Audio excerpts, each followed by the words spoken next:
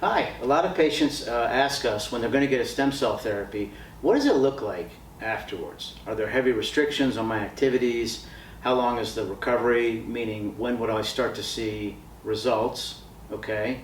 Well, this is Dr. David Greene, founder and CEO of R3 Stem Cell, the world's largest regenerative cell therapy provider. And I'm going to go through some of the answers to those questions. To do that, I brought my whiteboard today. All right, so the good news, to start right off with good news, you gotta love that, is these are non-surgical procedures, right? So let's just cross that off right away. We have so many patients over the years who will say to our providers, I had a knee replacement on this side, I can't stand it, I would undo it if I could, I want to avoid surgery on the other side, or for the hip, or things like that. And the answer is, it's highly, highly possible that we can help you do that over 9 times out of 10, so we can cross that off your unlucky to-do list, right? So another thing is that these procedures do not have significant downtime. So we're going to cross that off as well, okay? What we do is when patients have these procedures, our post-procedure instruction sheets talk about the various do's and don'ts. And one of those is that it's just fine to do light impact activities. What does that mean? Well, walking, swimming, cycling, light activities where you're not lifting a lot of weight, where you're not putting a ton of pressure on your joints, okay? So here's an example. Some folks most of our patients are very active. They'll say, well, can I go back into the gym? Well, the answer is, yeah, but do light impact. Like go on the life cycle, but we don't want you doing like the elliptical or things like that for higher impact, jogging or lifting bench press or whatnot, because what that does is when you lift weights, it creates inflammatory fires all over your body, right? And that will pull the cells away from where we actually want them, which is where your problem is. So if you had an IV therapy for like a kidney problem and you go right back into the gym, these inflammatory fires are going to say, hey, stem cells, can you come help me out here, and take them away from your kidney. So give that 2 to 3 weeks, okay, before you go nuts, back into high impact activities. Now, there are some medications on that post-procedure instruction sheet that we want patients to hold off on a little bit before the procedure and after. One of those would be anti-inflammatories.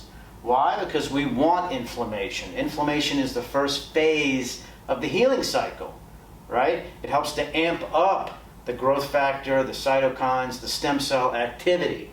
So if you can hold off on NSAIDs for a few weeks, that would be great. Tylenol is absolutely fine. H2 blockers like Nexium or Pepcid or whatnot, those can stall or stop cell turnover. We want cell turnover. We want more cartilage cells being formed, more lung cells, what have you. So if you can hold off on that for a week before and after, that would be helpful.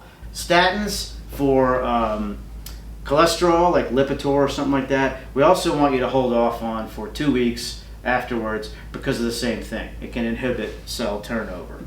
Now, I put ice/heat for discomfort after the procedure. If you've had some injections or something like that, heat is fine, ice we don't want. Why? Because it will reduce inflammation, and we want inflammation, right? Most patients after a procedure start feeling much, much better within 2 to 3 weeks. For instance, if it's for arthritis, injections or whatnot.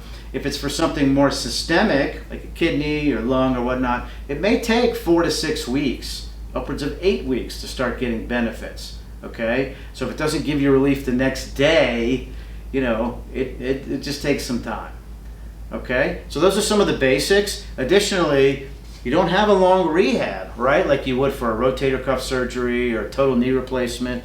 And these are outpatient. It's not a long stay. Some of these procedures are 2 days, at the maximum 3 days. But these centers in Colombia or Panama, China, what have you, that want you to stay 7 to 14 days, no, that is completely unnecessary. There is no scientific evidence to back up those lengthy procedure regimens. And in fact, it really comes down to affordability. It's going to make it much, much more expensive for no significant marginal utility. no additional benefit. All right?